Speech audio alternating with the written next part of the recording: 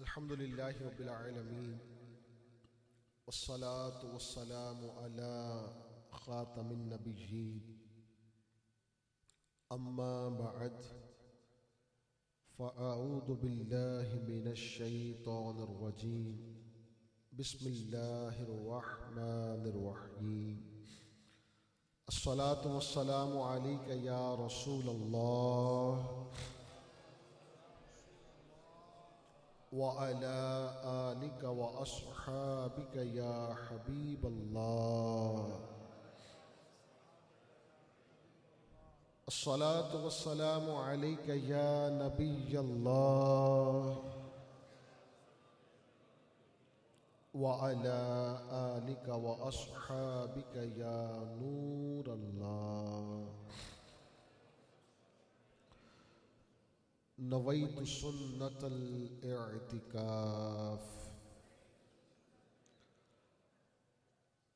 प्यारे इस्लामी भाइयों, मोहतरम बुजुर्गों, प्यारे बच्चों, आज जुमातुल मुबारक का बाबरकत दिन है। जुमा का दिन बड़ा बरकतों वाला है, बड़ी अज़मतों वाला है, बड़ी रिफ़अतों वाला है और बेशुमार अज्र व सवाब वाला है। और जुमा के दिन फरमाया गया कि मुसलमान के लिए ईद का दिन है, ईद का दिन। और एक रिवायत में फरमाया अल जुमाअतु हज्जुल मसाकीन, जुमा का जो दिन है वो मस्कीनों का हज है। और यूं तो जुमा के दिन जो भी नेकी की जाती है अल्लाह पाक उसका सवाब 70 गुना बढ़ा कर अता फरमाता है। अभी आपने सुबहान अल्लाह कहा है ना, तो आम दिनों में एक मरतबा ही है, लेकिन जुमा के दिन का एक मरतबा का सुबहान अल्लाह ये 70 मरतबा का सुबहान अल्लाह के बराबर है। जुमा के दिन 1 रुपये का सदका ये आम दिनों के निस्बत 70 रुपये के सदके के बराबर है। तो जुमा के दिन कोशिश करनी चाहिए, इसके एक को बंद कर दो। जुमा के दिन कोशिश करनी चाहिए कि ज़्यादा से ज़्यादा नेकियां की जाएं। अब जुमा का दिन ये नहीं सुबह के 8 बजे उठे, 9 बजे उठे, 10 बजे उठे तो जुमा के दिन का आगाज़ हो गया। इस्लामिक कैलेंडर के एतबार से, इस्लामिक पॉइंट ऑफ व्यू से जो दिन तब्दील होता है वो मगरिब के बाद तब्दील होता है। यानी जुमे रात का दिन गुजारने के बाद जो मगरिब का वक्त हो गया ना, तो अब ये जुमा शुरू हो गया। इसको शबे जुमा कहा जाता है। और आज मगरिब तक का जो वक्त है ना, ये कौन सा है? ये जुमा है। कल मगरिब से लेकर आज मगरिब तक ये जुमा है। तो ये जो टाइम पीरियड है ना, तो इसमें कोशिश किया करें कि ज़्यादा से ज़्यादा नेक अमाल, ज़्यादा से ज़्यादा नेकियां की जाएं। और ये हमारे जो भी 24 घंटे बनते हैं, ये 24 घंटे हमारे ज़्यादा से ज़्यादा नेकियों पर मबनी हो अल्लाह की। और जुमा के दिन एक साअत ऐसी है पूरे जुमा की घड़ी के अंदर, एक घड़ी ऐसी है कि जिसमें जो दुआ की जाती है अल्लाह पाक उसको कबूल फरमाता है। इसमें फिर मुख्तलिफ रिवायात हैं, किसी ने कुछ कहा, किसी ने कुछ कहा। तो अल मुख्तसर, इस दिन को आम दिनों की तरह ना गुजारा जाए, इसका एहतिमाम होना चाहिए। अगर अल्लाह नसीब फरमाए तो नए कपड़े जुमा के दिन पहने, अगर नए नहीं तो धुले हुए कपड़े पहने, गुस्ल करें, खुशबू लगाएं। बाज़ का कोई नई चीज़ का बंदा आगाज़ करता है, को नवा कोट ले लिया, नवी जर्सी ले ली है, नवा सूट ले लिया, नवा मोबाइल ले लिया, नवी खुशबू ले ली है, नवा जोड़ा ले लिया।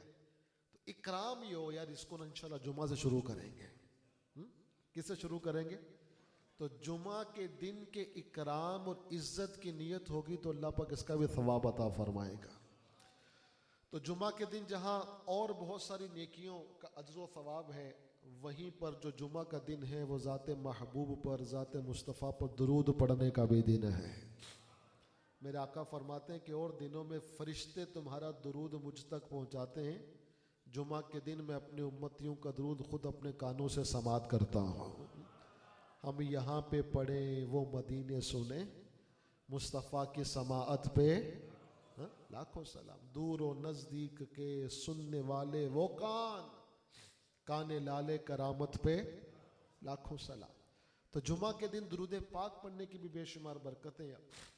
नबी करीम सल्लल्लाहु ताला अलैहि वसल्लम ने फरमाया कि जो मेरा उम्मती जुमा के दिन मुझ पर 100 मरतबा दरूद पाक पढ़े, अल्लाह पाक उसकी 100 हाजतें पूरी फरमा देता है।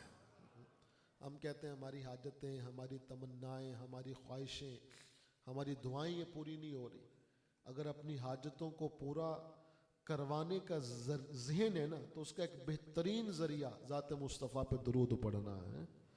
100 हाजतें पूरी होती हैं जो जुमा के दिन 100 मरतबा दरूद पाक पढ़ता है। और इन 100 हाजतों में फरमाया 30 दुनिया की और 70 आखिरत की हाजतों को पूरा किया जाता है। और एक और फजीलत में आता है, फरमाए कि जो जुमा के दिन 200 मरतबा मुझ पर दरूद पाक पढ़ता है, उसके रब्बे करीम 200 साल के गुनाहों को मुआफ़ फरमा देता है। अल्लाह करे कि आप और मैं कसरत के साथ दरूद पाक पढ़ने वाले बन जाएं, कसरत के साथ अल्लाह का जिक्र करने वाले बन जाएं। और हमारी जो ज़बान है ना, ये ग़ीबतों से, चुगलियों से, गाली गलौज से, बेहूदगी से, लगवियात से, फजूलियात से, किसी की बेइज्जती करने से, गालियाँ निकालने से, मैचों की कमेंट्रियाँ सुनाने से, फिल्मों की स्टोरियाँ डिस्कस करने से अल्लाह करे कि बच जाए। और ये ज़ुबान हर वक्त अल्लाह और उसके रसूल का जिक्र करती रहे। हर चीज़ का एक मकसद होता है। ये माइक लगा ना, एक मकसद के तहत लगा है। ये सोफ़ा पड़ा है, एक मकसद के तहत पड़ा हुआ है। ये मेज़ पड़ा हुआ है, ये मकसद के तहत पड़ा हुआ है। ये लाइट जल रही है, एक मकसद के तहत चल रही है। हर चीज़ को किसी न किसी मकसद और रीज़न और लॉजिक की वजह से रखा जाता है, बनाया जाता है। तो ज़ुबान का भी तो कोई मकसद होगा ना। अल्लाह पाक ने 32 सिपाहियों और 2 जबड़ों के किले के अंदर इस ज़ुबान को बंद किया है। ये 32 पहरादार है और जो 2 जबड़े हैं ना, ये किले हैं, इसको बांध के रखा है। लेकिन जब ये सिपाहियों के पहरे को तोड़कर निकलती है ना, कहते हड्डी नहीं होती लेकिन हड्डियां तोड़वा देती है जुबान के अंदर। इसका वजन एक छिटाकी भी ना हो, अथवा भी ना हो, लेकिन ये क्या करती है। तो हर चीज का मकसद है। कभी गौर किया जबान का मकसद क्या है? गाला कढ़ना नहीं, ग़ीबता करना नहीं, चुगलियां करना नहीं। दिल याद ले बनाया है तारीफ ले ज़बान, दिल याद ली बनाया है। और ज़बान का दे ले बक बक ले नहीं, ग़ीबता ले नहीं, चुगलियां ले नहीं, ठीक है, और ना करना ले कमा ले नहीं। दिल याद ले बनाया है तारीफ ले ज़बान, अखियां बनाइयां सोने दे दीदार वास्ते। अल्लाह करे कि हम इस ज़ुबान को सही मानों में अल्लाह और उसके रसूल के ज़िक्र में इस्तेमाल करने में कामयाब हो जाए। आइए मिलकर एक बार बावाज़े बुलंद दुरूद पाक पढ़ते हैं। अस्सलातु वस्सलामु अलैका या रसूल अल्लाह व अला आलिका व अस्हाबिका या हबीबल्लाह, अस्सलातु वस्सलामु अलैका या नबी अल्लाह व अला आलिका व अस्हाबिका या नूर अल्लाह। आज जो जुमातुल मुबारक हमारे इस फ़ैज़ान मदीना में एक ख़ुसूसियत के साथ एहतमाम किया गया है, वो है कि यहाँ पर कायम दावत इस्लामी के मदरसातुल मदीना में जिन बच्चों ने हिफ्ज़ मुकम्मल किया और नाज़रा मुकम्मल किया, उनकी दस्तार फ़जीलत का इज्तिमा है। कितने बच्चे मुदस्सिर भाई? 8 हाफिज़ कुरान और 29 बच्चे वो हैं जिन्होंने अल्हम्दुलिल्लाह आपके इस इलाके के मदरसातुल मदीना में नाज़रा कुरान मुकम्मल किया है। और 8 बच्चे ऐसे हैं जिन्होंने हिफ्ज़ कुरान की सादत हासिल की है।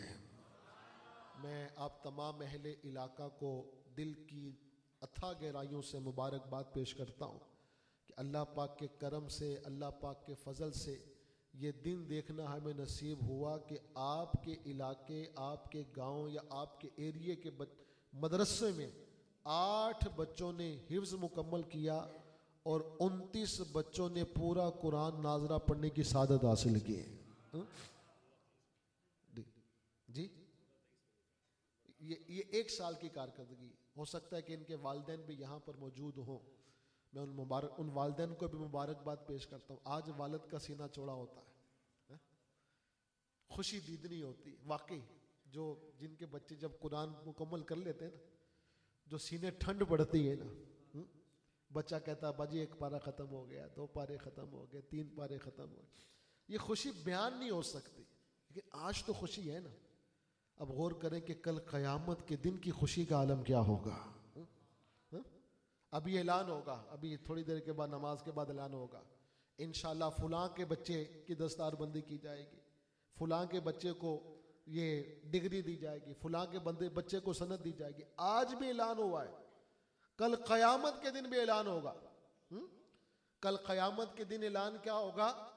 बाज लोग ऐसे होंगे कि जिनको रब्बे करीम सोने और चांदी से भी ज्यादा चमकते दमकते ताज अता फरमाएगा। उनके सरों पर ताज रखे जाएंगे। देखने वाले कहेंगे ये नबी हैं, शहीद हैं, सिद्दीक हैं, वली हैं, कौन है?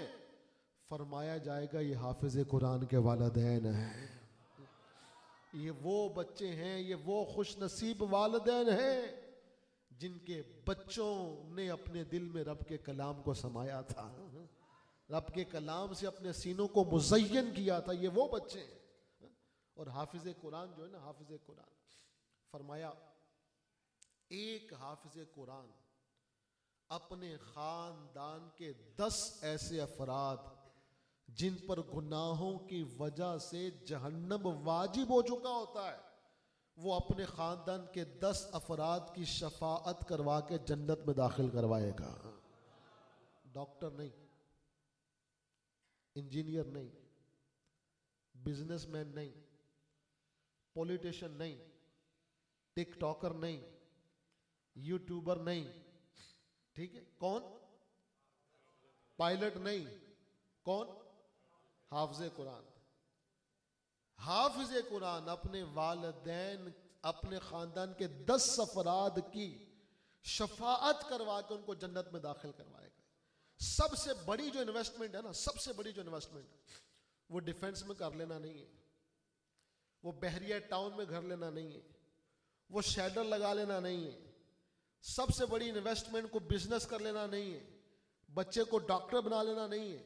सबसे बड़ी इन्वेस्टमेंट बताओ मेरे प्यारे इस्लामी भाइयों, हर इन्वेस्टमेंट का फायदा उस वक्त तक है जब तक आप और मैं जिंदा है। जब तक आपकी मेरी सांसें चल रही हैं, तो जो भी इन्वेस्टमेंट, बच्चा डॉक्टर बन गया, तनख्वाह अच्छी मिलेगी ना, ठीक, तनख्वाह अच्छी मिलेगी, जो भी होगा, तो उसके तनख्वाह का फायदा कब तक मिलता रहेगा? जब तक बंदा जिंदा है। और कोई इन्वेस्टमेंट कर ली तो हर इन्वेस्टमेंट का फायदा उस वक्त तक है जब तक बंदे की क्या चल रही है? सांसें चल रही है। लेकिन नेक औलाद, अच्छी औलाद, हाफिज कुरान औलाद, तिलावत कुरान करने वाली औलाद, ये वो इन्वेस्टमेंट है कि इसका फायदा दुनिया में तो मिलता है, दुनिया से जाने के बाद कब्र के अंदर भी अल्लाह पाक इन इन्वेस्टमेंट का फायदा अता फरमाता है। कब्र के अंदर भी हजरत मूसा कलीमुल्लाह अला नबीना वलैहिस्सलाम या हजरत ईसा रूहुल्लाह अला नबीना वलैहिस्सलाम एक कब्रिस्तान से गुजरे, एक कब्र को मुलाहिजा फरमाया, देखा कि उस कब्र पर रब की, उस कब्र पर अजाब नाजिल हो रहा है। आप आगे चले गए, कुछ अरसे के बाद, कुछ देर के बाद जब दोबारा उस कब्र से गुजरे तो देखा कि उसी कब्र पर अब रब की रहमतों का नुज़ूल है। अब बड़े हैरान हुए, क्योंकि बंदा तो मर गया है, अमल तो कोई नहीं कर रहा। अब उसके अमल अगर सजा के काबिल थे तभी तो सजा हो रही थी ना। अब उसकी सजा तो थी, वो जजा में कैसे बदल गई? बंदा नेके तो कोई नहीं कर सकता, कब्र में चला गया है, अच्छा अमल तो कोई नहीं कर सकता। अब इसकी सजा जजा में कैसे तब्दील हुई? रब की बारगाह में अर्ज करते हैं, मौला ये माजरा क्या है, ये मामला क्या है? कुछ देर पहले अजाब का नुज़ूल था, अब तेरी रहमतें बरस रही हैं, ये माजरा इरशाद तो फरमा, क्या मामला है? रब्बे करीम जल्ला जलालहू ने फरमाया कि ए ईसा, जब इस कब्र वाले का इंतकाल हुआ ना, इसकी जो बीवी थी ना वो उम्मीद से थी, इसके यहाँ पर लड़का पैदा हुआ और इसकी जोजा ने इस कब्र वाले के बेटे को आज मदरसे में भेजा और कारी साहब ने बच्चे को बिस्मिल्लाहिर्रहमानिर्रहीम पढ़ाई। मुझे हया आई कि जिसका बच्चा ज़मीन के ऊपर रह के मुझे रहमान और रहीम पुकार रहा है, उसके बाप को कब्र के अंदर में अजाब कैसे दे सकता?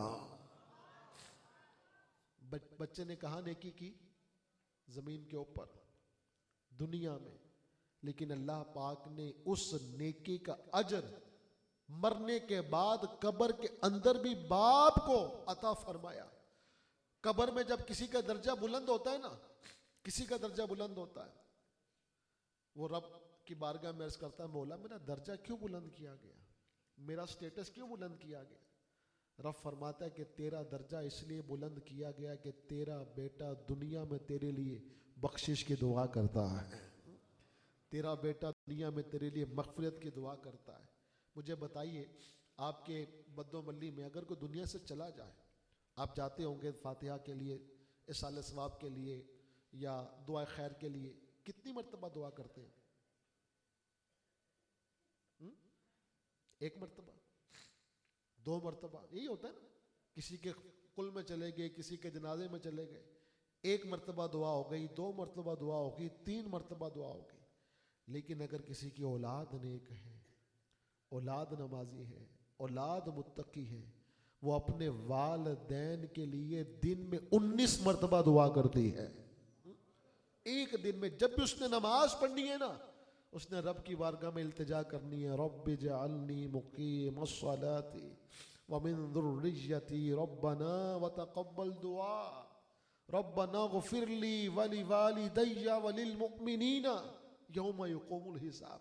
फजर पढ़ा तो वालिदैन के लिए दुआ, ज़ोहर पढ़ी तो वालिदैन के लिए दुआ, असर पढ़ी तो वालिदैन के लिए दुआ, मगरिब पढ़ी तो वालिदैन के लिए दुआ, इशा पढ़ी तो वालिदैन के लिए दुआ, तरावी पढ़ी तो वालिदैन के लिए दुआ, तहज्जुद पढ़ी तो वालिदैन के लिए दुआ। अरे तो डायरेक्ट अकाउंट और डायरेक्ट कमेटी खुल गई। जैसे बच्चे ने नमाज शुरू की, वालिदैन के नामे अमल में नेकियां मुंतकिल हो गई। कैसी इन्वेस्टमेंट है। लेकिन आज फी जमाना औलाद की तरबियत के ताल्लुक से एक तादाद का जहन नहीं है। हाँ, शिकवा है साड़ी औलाद बदतमीज हो गई है, साड़ी औलाद अखा पा के गल कर दी है, साड़ी औलाद जनाब सीने च हथ पा के गल कर दी है। कल भी मैं शेखुपुरा में था, कई लोग मिले, दुआ करें जो ना वो औलाद फरमा बरदार बन जाए, दुआ करें ये हो जाए, दुआ करें ये हो जाए। इस वक्त वालिदैन परेशान है। मुझे अंदाजा है अगर वालिदैन परेशान ना होते तो पाकिस्तान में क्या ओल्ड हाउसेस की तादाद खुलती? ओल्ड हाउसेस में इजाफा होता चला जा रहा है। औलाद अपने बच्चों को खुद अपने वालिदैन की खुद क्या कहते हैं कि किफालत करने की बजाय उनको ओल्ड हाउसेस में डाल रही है। वजह क्या? इस पर गौर करने की आदत है। औलाद की तो तरबियत की जाए, औलाद को तो कहा जाएगा कि अच्छी बात नहीं हो रही, लेकिन इसकी वजह क्या बनी, इस पर गौर करें। मेरे आका फरमाते हैं हर बच्चा फितरत इस्लाम पर पैदा होता है। हर बच्चा किस पर? भले वो यहूदी के घर में पैदा हो, भले वो ईसाई के घर में पैदा हो, भले वो कादियानी के घर में पैदा हो, भले वो मजूसी के घर में पैदा हो, भले वो आतिश परस्त के घर में पैदा हो, जो भी बच्चा दुनिया में आया ना, पैदाइश के वक्त वो कौन होता है? बाय नेचर, नेचुरली वो मुसलमान होता है। तो फिर मामला खराब कैसे होता है जब हर बच्चा पैदा ही मुसलमान हुआ है? मदीने वाले आका फरमाते हैं कि हर बच्चा फितरत इस्लाम पर पैदा होता है, उसके वालिदैन उसे यहूदी बनाते हैं, उसके वालिदैन उसे ईसाई बनाते हैं। जो हरकात व सकनात, जो मामलात, जो अपने घर में, जो अपने गली में, जो अपने कूचे में, जो अपने बहन भाइयों को वो करता देख रहा होता है, वही चीजें जो है ना वो बच्चे की शख्सियत पर क्या कर रही होती हैं? असर अंदाज हो रही होती, असर डाल रही होती। आप मुझे ये बताएं, आपके बद्दोमली में जो बच्चा पैदा हुआ है या होता है, वो चाइनीज क्यों नहीं बोलता? इंग्लिश क्यों नहीं बोलता? आप कहेंगे जड़ी बोली उधर सामने होगी तो वही बोली बोलेगा ना, ठीक। अच्छा, आपके यहाँ नारोवाल की पंजाबी भी थोड़ी मुख्तलिफ है, सियालकोट की पंजाबी कुछ मुख्तलिफ है, गुजरांवाला की मुख्तलिफ है। अच्छा, और जगहों पर हर फैसलाबाद की पंजाबी कुछ और मुख्तलिफ है। अब जो वो बोली सुनना होता है ना, जब बोली सुनकर उसकी तबीयत और उसकी बोली वो बन गई, तो जब उसके सामने हरकत व सकनात ही अल्लाह की नाफरमानी वाली होंगी तो बच्चा क्या बनेगा? नाफरमान बनेगा। अगर बचपन के अंदर ही बच्चे के सामने अल्लाह और उसके रसूल की फर्माबरदारी वाला माहौल होगा तो बच्चा कैसे बनेगा? अल्लाह और उसका फर्माबरदार बनेगा।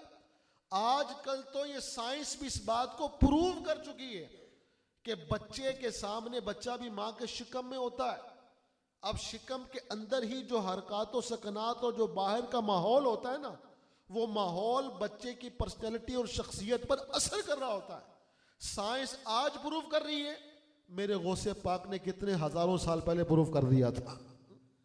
मेरे गौसे पाक को पहले दिन जब मदरसे में दाखिल करवाया गया, कारी साहब ने कहा बेटा पढ़ो बिस्मिल्लाहिर्रहमानिर्रहीम, पढ़ो बिस्मिल्लाहिर्रहमानिर्रहीम। आपने बिस्मिल्लाहिर्रहमानिर्रहीम पढ़ी, अलहम्द शरीफ पढ़ी, पहला पारा सुनाया, दूसरा पारा सुनाया, तीसरा पारा सुनाया, सुनाते सुनाते सुनाते सुनाते 18 पारे सुना दिए। वालदा कहती है बेटा आज तेरा मदरसे में, आज तेरा मकतब में पहला दिन है और तू 18 पारे सुना रहा है।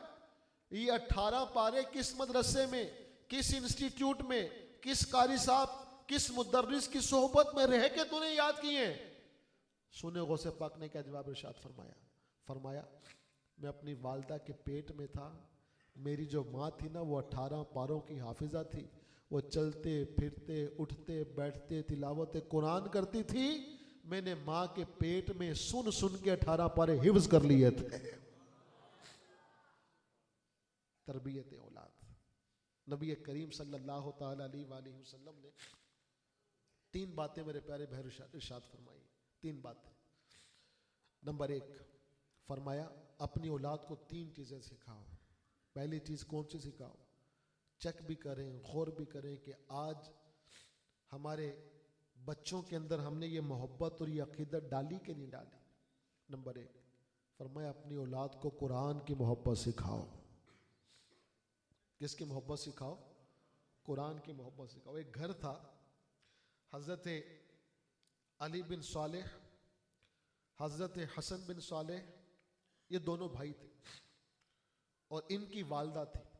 ये वो घर था कि जिस घर में रोजाना एक खत्म कुरान हुआ करता था, एक खत्म कुरान हुआ करता था, रोजाना हुआ करता था। अब अंदाज क्या होता था कि एक कुरान पाक का हिस्सा एक भाई तिलावत करता, एक कुरान पाक का हिस्सा दूसरा भाई तिलावत करता, और जो आखिरी तीसरा हिस्सा होता था ना वो वालदा तिलावत करती थी। रोजाना उस घर में क्या होता था? एक कुरान पाक का ख़त्म होता था। कुछ अरसे के बाद वालदा का इंतकाल हो गया, लेकिन जो कुरान पाक के ख़त्म का मामूल था ना वो ख़त्म नहीं हुआ। पहले 3 मिलकर एक कुरान ख़त्म करते थे, अब 2 मिलकर एक कुरान ख़त्म करते थे। दोनों भाई मिलकर एक कुरान ख़त्म करते थे। फिर क्या हुआ कि एक भाई का भी इंतकाल हो गया, अकेला भाई रह गया। अब उसने कहा कि जो रीत और जो हमारे घर का रिवाज चलता आ रहा है ये खत्म नहीं होगा। वो अकेला भाई रोजाना एक बार खत्म कुरान किया करता था, और जब उसके इंतकाल का वक्त आया ना, उसके इंतकाल का वक्त आया, उसने पानी मांगा। जो करीब हाजिर था पानी मांगा था। अब वो पानी लेने के लिए गया, उसने जब पानी पेश किया तो वो भाई कहता है मैं पानी पी चुका हूं। पानी लाने वाले ने कहा कि पानी लेने के लिए तो मैं गया था, तुम्हें पानी किसने पिलाया? उसने कहा कि अभी अभी जिब्रील अमीन मेरे पास आए और हौज़े कौसर का जाम भर के मुझे पिलाया है। और क्या कहा है? सुभान अल्लाह।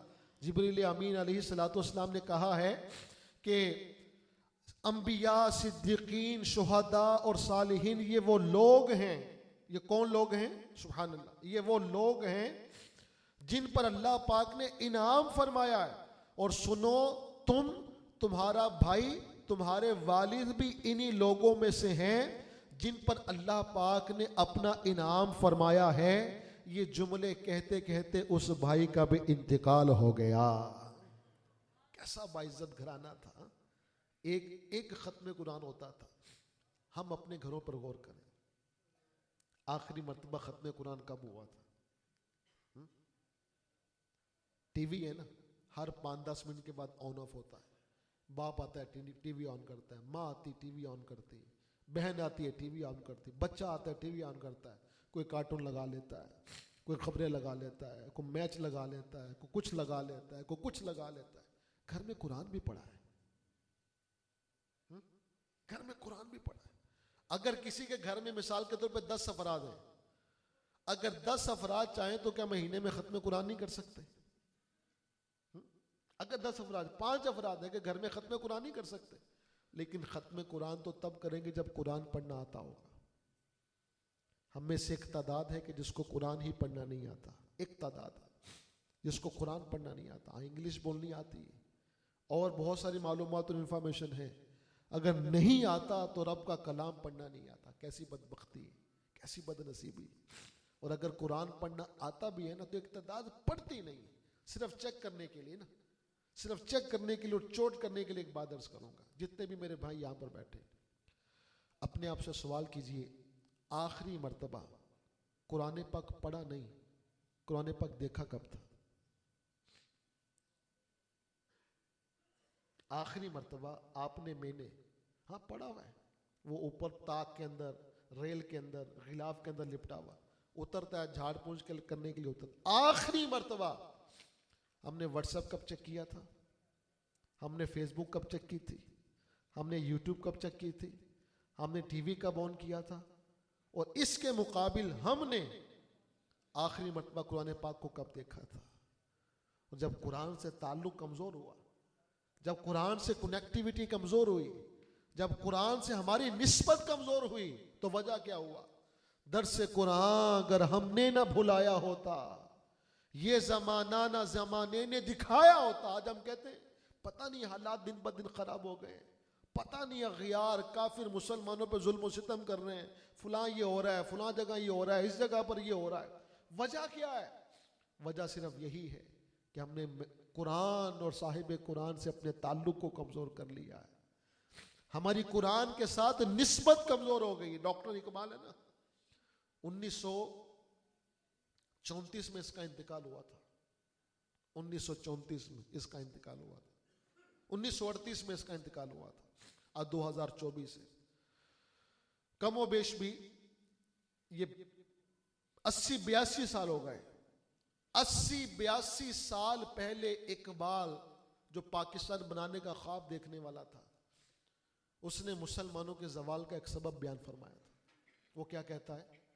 वो मुअज़्ज़ज़ थे ज़माने में मुसलमान होकर। जो हमारे असलाफ थे ना, वो ज़माने में मुअज़्ज़ज़ थे। वो मुअज़्ज़ज़ क्यों थे? कि वो सिर्फ नाम के मुसलमान नहीं थे, वो अमल के मुसलमान थे। वो मुअज़्ज़ज़ थे ज़माने में मुसलमान होकर, और हम खार हुए तारिके कुरान होकर। दर्से कुरान अगर हमने न भुलाया होता, ये जमाना न जमाने ने दिखाया होता। ऐ मेरे प्यारे भाइयों, क्या जाना कुरान क्या है। अरे सबसे वफादार साथी जो है ना, सबसे वफादार साथी अगर कोई है ना, वो कुरान है। वो आपका दोस्त नहीं है, वो आपका यार नहीं है, वो आपका बेली नहीं है, वो आपका संगी नहीं है। सबसे जो वफादार दोस्त है वो कुरान है। क्यों? कि जैसे ही सांस की माला टूटती है ना, सारे रिश्ते, सारे दोस्त, सारे फ्रेंड्स, सारे ताल्लुक वाले छोड़ जाते हैं, लेकिन कुरान तो बंदे की कब्र में भी आता है। कुरान बंदे की कब्र में भी आता है और रब तबारक व तआला से बख्शिश करवाता है। बंदे और अजाब के दरमियान ये हाइल हो जाता है, दीवार बन जाता है। अल्लाह तबारक व तआला की बारगाह में उस तिलावत करने वाले और कुरान पढ़ने वाले की सिफारिश करता है। दोस्त कब्र में नहीं आता, भाई कब्र में नहीं आता, दोस्त जो दुनिया के और ताल्लुक वाले लोग होते हैं वो कब्र में नहीं आता। वफादार, ऐसा वफादार साथी है कि रिवायात में आता है कि अपने से मोहब्बत करने वाले को जन्नत में दाखिल करके छोड़ता है, जन्नत में दाखिल करके छोड़ता है। कल क़यामत के दिन ना तिलावत कुरान करने वाले से कहा जाएगा, आज दुनिया में जो स्टेटस है ना, जिसके ताल्लुकात है ना, वो जो चाहे मर्जी कर ले। जिसके पास 4 पैसे हैं वो जो चाहे मर्जी कर ले, जिसके पास कोई थोड़ा प्रोटोकॉल है वो जो चाहे मर्जी कर ले। लेकिन कल क़यामत के दिन जो अल्लाह की बारगाह में स्टेटस, मकाम, मर्तबा है ना, वो कैसे मिलेगा? सुनिए, फरमाया कि कल क़यामत के दिन कारी कुरान से कहा जाएगा, तिलावत कुरान करता जा और जन्नत के दर्जे पर चढ़ता चला जा। तिलावत कुरान करता जा और जन्नत के दर्जे चढ़ता जा। तो जितना कुरान बंदे को आता होगा ना, जितना कुरान बंदे को आता होगा, वो पढ़ता रहेगा, पढ़ता रहेगा, पढ़ते पढ़ते पढ़ते पढ़ते जहां पर उसकी तिलावत कुरान खत्म होगी ना, जन्नत में उसका वो मकाम मर्तबा होगा। और जो हाफिज कुरान होगा, इसलिए उलमा किराम फरमाते हैं कि जो कुरान पाक की आयतें और मंजिलें हैं वो जन्नत के दराजात और मंजिलों के बराबर है। हाफिज कुरान और कारी कुरान जब कुरान पाक को ख़त्म करेगा, वो जन्नत में सबसे आला और अरफा मकाम पर पहुंच जाएगा। अब में से कई ऐसे होंगे कि जिनको मिसाल के तौर पर सूरह इखलास के अलावा आता कुछ नहीं, दो सूरतें आती हैं, 3 सूरतें आती हैं, 4 सूरतें। कल क़यामत के दिन जो स्टेटस है वो पैसों से नहीं मिलना, वो ताल्लुकात की बिना से नहीं मिलना। हदीस पाक अर्ज की है मैंने आपकी खिदमत में कि कारी कुरान से कहा जाएगा कि कुरान पढ़ता जा और जन्नत के दर्जे तय करता चला जा। हमें कुरान आता कितना है अपने मुतल्लिक कर। और सबसे बड़ा जो इबादत गुजार है, सबसे बड़ा जो इबादत गुजार, मेरे आका फरमाते हैं कि मेरी उम्मत का सबसे बड़ा इबादत गुजार वो है जो सबसे ज्यादा तिलावत कुरान करने वाला है। किताबें तो बहुत सारी, जैसे ये भी किताब है, ये भी किताब है। इंग्लिश पढ़ने वाला इंग्लिश पढ़ता है, वो भी किताब है।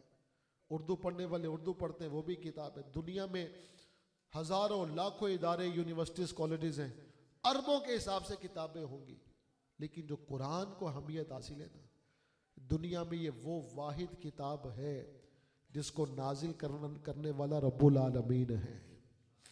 जिस पर नाजिल हुई वो रहमतुल लिल आलमीन है। जो इस किताब को लेकर आए वो जिब्रील अमीन है। और जिस रात में ये नाजिल हुई वे सारी रातों में अफजल तरीन है। जिस महीने में नाजिल हुई वो महीना 12 महीनों में बेहतरीन है। और जिस जबान में नाजिल हुई वो जबान अरबी मुबीन है। और जिस शहर में नाजिल हुई वो तमाम शहरों में बेहतरीन बालादुल अमीन यानी मक्का मुकरमा है। हर लिहाज से अफजलियत, नाजिल करने वाला बेहतरीन, जिस पर नाजिल हुई वो वाला आला मकाम मर्तबे वाला, जो लेकर आया वो फरिश्तों में आला मकाम मर्तबे वाला, जिस रात में आई वो रातों में आला मकाम मर्तबे वाली, जिस जुबान में आई वो जुबान जुबानों में आला मकाम मर्तबे वाली, जिस शहर में आई वो शहरों में मकाम मर्तबे वाली। हर लिहाज से अफजलियत को बरकरार रखा जब कुरान को नाजिल फरमाया गया। अल्लाह पाक ने अपने महबूब को बहुत सारे मौजज़ात अता फरमाए जी, इतने मौजज़ात कि को गिन नहीं सकता। शाना तेरियां मैं की दसा केड़ा बयान सुनावे, केड़ा ओथे गिन गिन दसे जिथे गिनती भी मुक जावे। अनलिमिटेड, अनकाउंटेबल, अनगिनत मौजज़ात अल्लाह ने अपने महबूब को अता फरमाए। हम जब मौजज़ात का जिक्र सुनते हैं ना तो दिल में हसरत पैदा होती है कि काश हम भी चांद के 2 टोटे होते देख लेते। आता है ना यार, ये चांद 2 टुकड़े हुआ, काश हम भी देख लेते। यार क्या मंजर होगा। अबू जहल की मुट्ठी में कंकरियों ने कलमा पढ़ा, काश हम वो मोर्जा देख लेते हैं। यार वो क्या वक्त होगा जब प्यारे आका ने इशारा फरमाया तो दरख्त जड़ों समेत आपकी खिदमत में हाजिर हो गया होगा। हुदैबिया के मकाम पर वो क्या वक्त होगा, क्या कैफियत होगी कि मेरे आका की उंगलियों से पानी के 5 दरिया जारी हो गए। काश हम वो मोर्जा देख लेते। अबू हुरैरा ने जब दूध का एक प्याला 70 सहाबाए किराम को पिलाया, वो सबको सैराब कर गया। हसरत होती कि नहीं होती जी? जब मौजज़ात पढ़ते हैं तो दिल में तमन्ना आती कि काश कि हमको वो मौजज़ा देख लेते। सारे मौजज़ात अपने वक्त में जाहिर हुए, छुप गए, लेकिन एक मेरे आका का मौजज़ा आज भी आपके मेरे दरमियान मौजूद है। एक मौजज़ा आज भी आपके मेरे दरमियान मौजूद है। और जो वो मौजज़ा है ना, वो मौजज़ा कुरान है। वो क्या है? मौजज़ा कुरान है। अल्लाह पाक ने अपने महबूब को जो बड़े मौजज़ा दिए थे ना, बड़े मौजज़ात, यूं तो बेशुमार मौजज़ात अता फरमाए।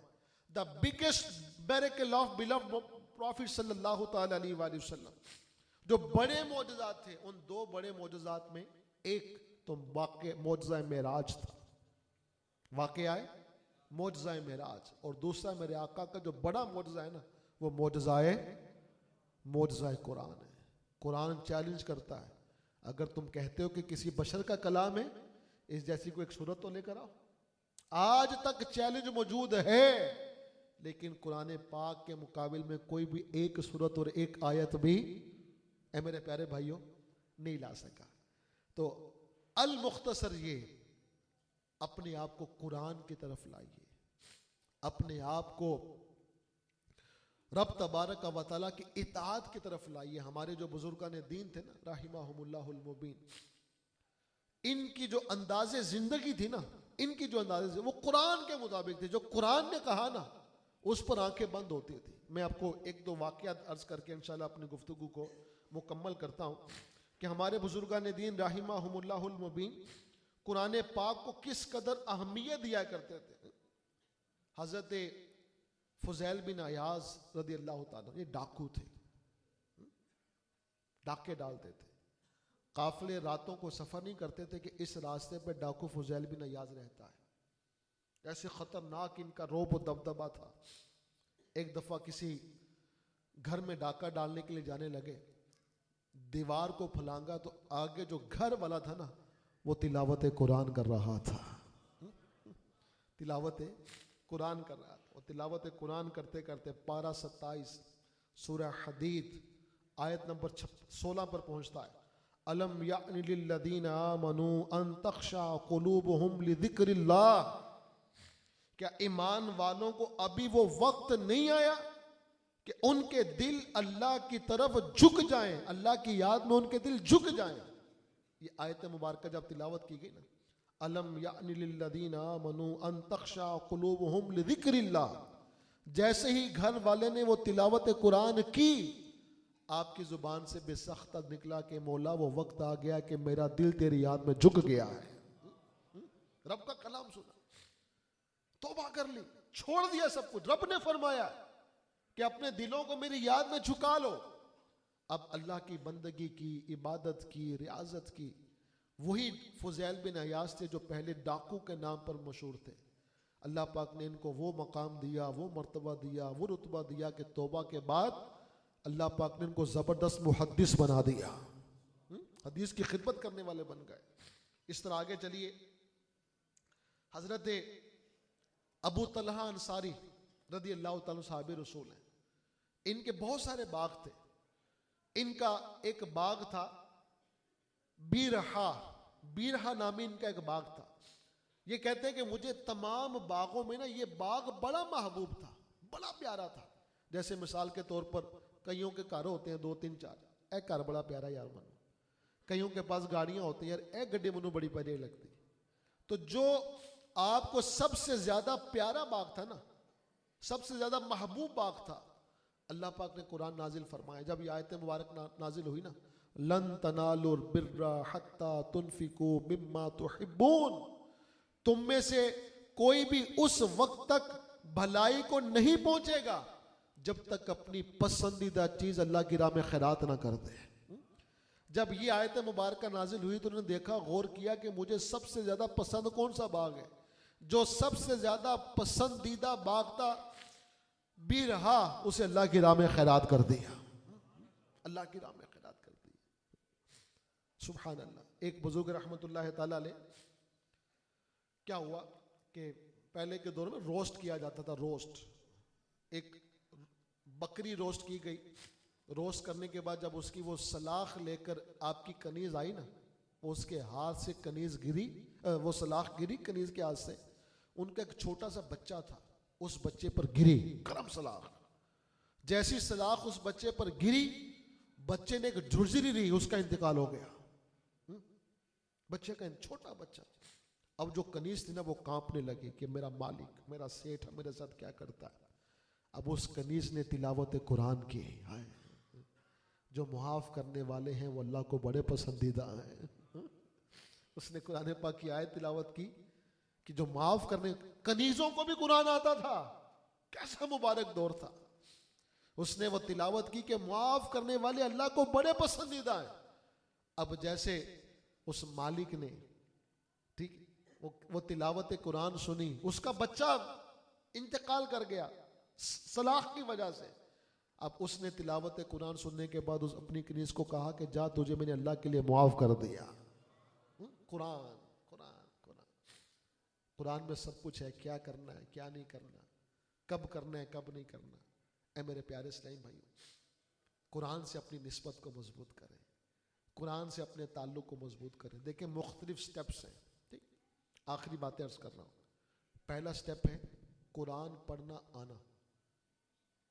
कुरान पढ़ना, दोहरा ले मेरे साथ, कुरान पढ़ना आना। दूसरा स्टेप, दूसरी सीढ़ी, कुरान पढ़ना आ गया, अब कुरान पढ़ना। अब क्या करना, कुरान पढ़ना, ये दूसरी सीढ़ी। तीसरा स्टेप क्या है, कुरान समझना। कुरान पढ़ लिया ना, अब क्या करना है, समझना, ये तीसरी सीढ़ी। अब चौथी सीढ़ी क्या है, जो समझा है उस पर क्या करना, अमल करना। हम किस सीढ़ी पर हैं? कुरान सिर्फ बरकत के लिए नहीं था भाई, नवा घर बनाया तो कुरान खानी करा लो, किसी का इंतकाल होया तो कुरान खानी करा लो, कोई नवी दुकान बनाई तो कुरान खानी करा लो, तीनों विदा करना तो जनाब वो कुरान के साथ विदा कर दो। अच्छा थाने कचहरी में कसम उठानी तो कुरान को ले आओ। तो कुरान से बरकत का हुसूल ये अपनी जगह है। असल में तो कुरान जिंदगी गुजारने का ज़ाब्ता हयात था। कुरान तो कंप्लीट कॉन्स्टिट्यूशन ऑफ लाइफ था। कुरान तो एक मुकम्मल कोड ऑफ लाइफ था। लेकिन आज हमने कुरान पाक को जिन मामलात के लिए रखा हुआ है वो आप भी समझते हैं, मैं भी समझता हूं। अपने कुरान के साथ कुरान फहमी की तरफ आए। अच्छा अभी रमजान आने वाला है ना, खुश नसीब कुरान पढ़ते, अल्लाह करे कि हम भी पढ़ने वाले बन जाए। जितने मेरे भाई यहाँ पर बैठे ना, नियत करेंगे इंशाअल्लाह रमजान में खूब तिलावत कुरान करेंगे इंशाअल्लाह, खूब तिलावत कुरान करें। जब बाज ऐसे होते हैं कि कुरान नहीं पढ़ना आता, भाई रमजान में सीख ले, किसी कारी साहब से रब्ता करके कार साहब मेरे मुखारिज दुरुस्त करवाते, सीख ले। अच्छा फिर भी सूरत नहीं बन पाती तो कुरान पाक तरावी में सुन तो सकते हैं ना यार, लेकिन तरावी में कुरान पाक भी नहीं सुन रहे होते, लत्ता पीड़ कर दिया जनाब, गोडे पीड़ कर दिया जनाब, ये क्या बात हुई।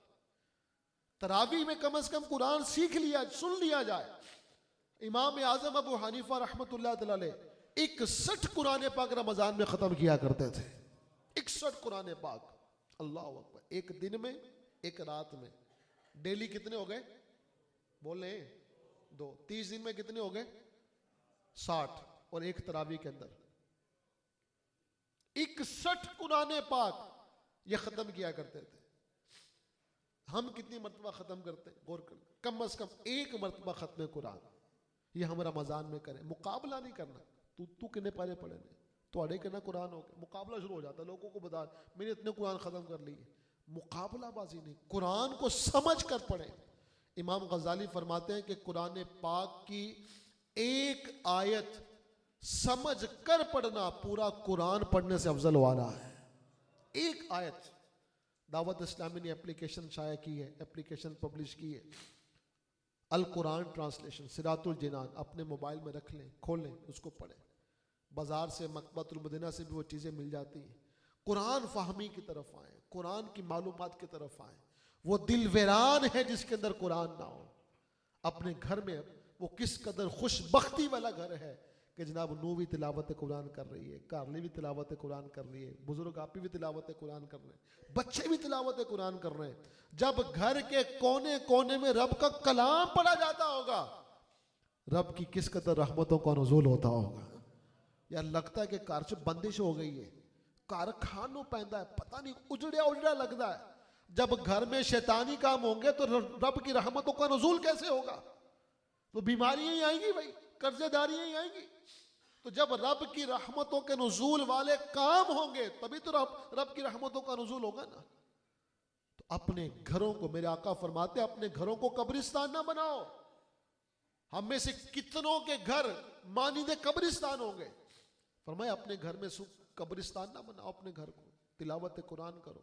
सूरह बकरा की तिलावत कुरान का प्यारे आका ने इरशाद फरमाया। और दावत इस्लामी अल्हम्दुलिल्लाह अज़्ज़ा वजल, सिर्फ अगर मैं तिलावत कुरान पाक के ताल्लुक से अर्ज करूँ ना, मैं आपको एक अर्ज करता हूँ, जितने भी मेरे यहाँ पर भाई बड़े भाई बैठे हुए, अगर आपको लगता है कि मेरा कुरान दुरुस्त नहीं है तो मैं निगरान साहब के तवस्सुस से मैं इन पर भरोसा करते हुए आपको एक ऑफर कर रहा हूं, आप आ जाए, हमारे पास आ जाए। इंशाल्लाह आपको इसी फैजान मदीना में बच्चों को नहीं बड़ों को कुरान पाक पढ़ाने के लिए इंशाल्लाह हम क्लासेस का आगाज करेंगे इंशाल्लाह अज़्ज़ा वजल।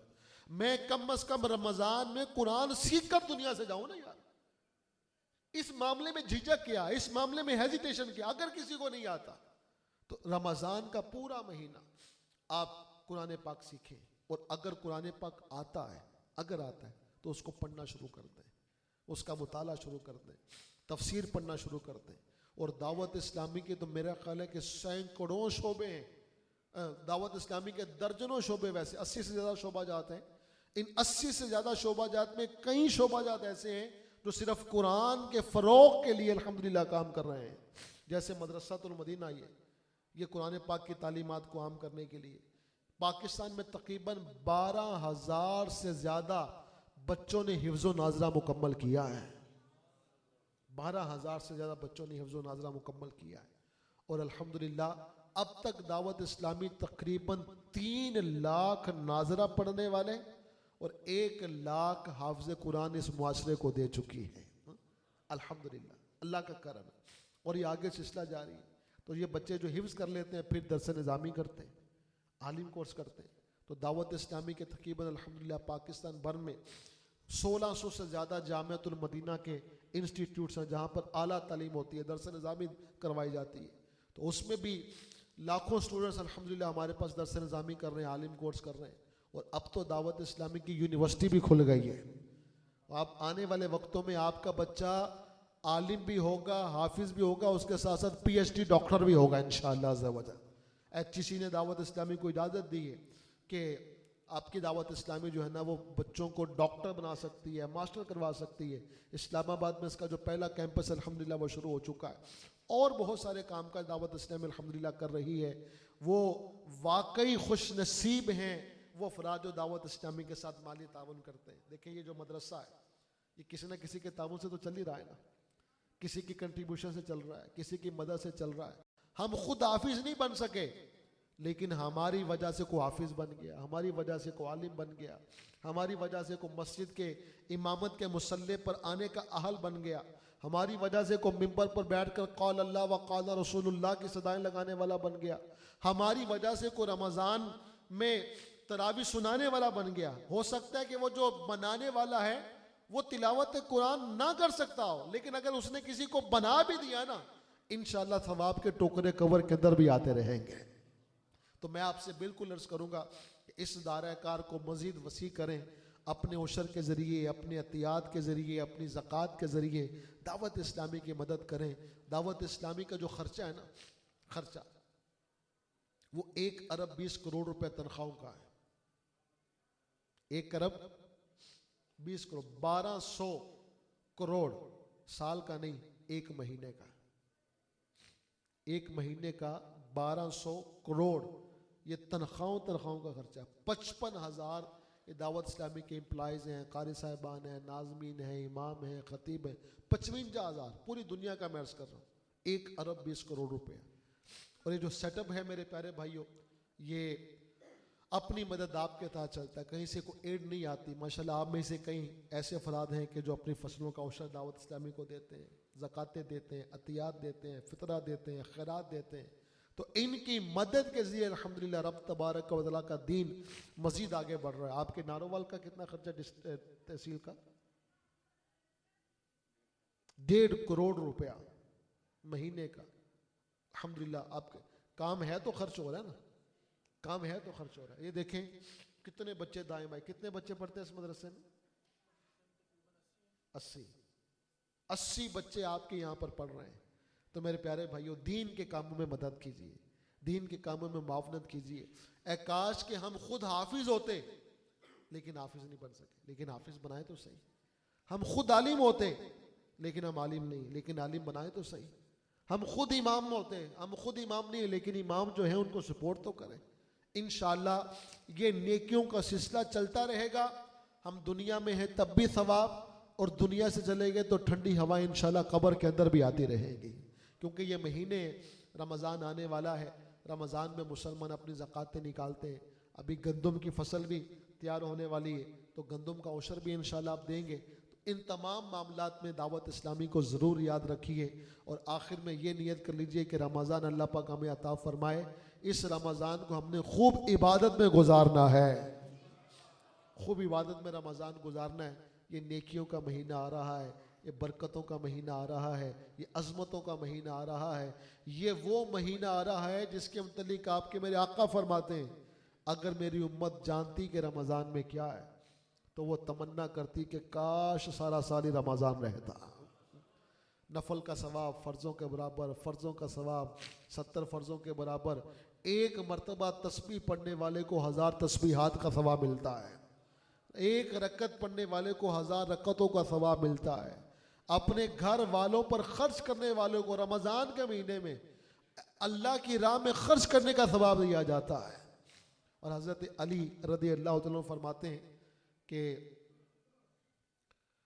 अब फरमाते अगर अल्लाह पाक ने इस उम्मत को अजाब देना होता ना, अल्लाह पाक इस उम्मत को 2 चीज़ें अता ना फरमाता। फरमाया एक तो सूरह इखलास अता ना फरमाता और दूसरा फरमाया माह रमज़ान अता ना फरमाता। ये 2 नेमतें अता फरमाइए ताकि अपने महबूब की उम्मत को क्या करे, बख्श दे। और बख्शिश कितनी होती है, सुभान अल्लाह, रोज़ाना इफ्तार के वक्त 10 लाख गुनाहगार आज़ाद किए जाते हैं। अभी तो जुमा है ना, इंशाअल्लाह अगला जुमा हम रमज़ान में देखेंगे इंशाअल्लाह। तो सारे मेरे भाई नियत कर लें कि खूब नेकी करनी है, गुनाह से बचकर इंशाअल्लाह रमज़ान को गुजारना है। यानी जमाअत तर्क करना क्या है, गुनाह। तो रमज़ान में जमाअत तर्क करने का गुनाह बोलिए इंशाअल्लाह नहीं करना ना। नमाज छोड़ना क्या है जी, रमज़ान में नमाज छोड़ने का गुनाह, ठीक है। रोज़ा छोड़ना क्या है, गुनाह। तो रमज़ान में रोज़ा छोड़ने का गुनाह।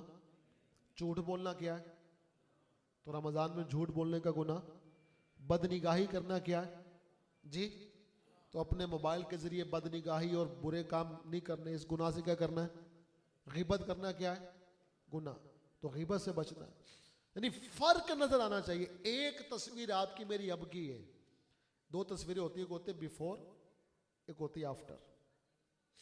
2 तस्वीरें, एक तस्वीर आपकी मेरी अब की है और एक तस्वीर आपकी मेरी रमज़ान की। कुछ फ़र्क तो पड़े यार, कुछ चेंज तो आए। कई गलियां, कई मोहल्ले, कई कूचे, कई इलाके रमज़ान और गैर रमज़ान में फ़र्क ही कुछ नहीं होता। कुछ फ़र्क तो लेकर आए, कुछ तब्दीली तो लेकर आए। क्योंकि रब ने जो फ़लसफ़ा रमज़ान बयान फरमाया, लअल्लकुम तत्तक़ून, ताकि तुम क्या हो जाओ, परहेजगार हो जाओ। तो परहेजगार तो बदलने वाला होता है, तब्दील होने वाला होता है जी। अल्लाह पाक हम सबको रमज़ान की बरकतों से माला माल फरमाए। रमज़ान की सादतें और बरकतें पाने का एक बेहतरीन तरीका इतिकाफ़ भी होता है, आखिरी अशरे का इतिकाफ़। आपके यहाँ फैज़ान मदीना में भी इंशाअल्लाह आखिरी अशरे का इतिकाफ़ दावत इस्लामी के ज़रिए एहतमाम होगा। पूरे महीने का इतिकाफ़ लाहौर जोहर टाउन में हो रहा है, गुजरावाला नहीं, जोहर टाउन में हो रहा है। गुजरावाला में दावत इस्लामी के ज़रिए एहतमाम अल्हम्दुलिल्लाह एक पूरे माह का इतिकाफ़ हो रहा है। आप में से मेरे वो भाई जिनके वक्त में वुसअत है, कोई पीछे को ऐसे मामलात में कोई बिगाड़ नहीं आएगा, तो आए एक महीना अल्लाह की राह में इतिकाफ़ भी कर लें और रमज़ान की खूब बरकतें भी हासिल करें। अल्लाह करीम हम सबको अमल की तौफीक अता फ़रमाए। जो आए अल्लाह पाक उनको सलामती अता फ़रमाए। जिन बच्चों ने हिफ्ज़ पढ़ा, नाज़रा मुकम्मल किया, अल्लाह पाक इन बच्चों को और तरक्की और उरूज अता फ़रमाए और इनके वालिदैन को दुनिया और आखिरत में बरकत और अज़मतें अता फ़रमाए। आमीन बिजाहि ख़ातमिन नबिय्यीन सल्लल्लाहु तआला अलैहि व आलिहि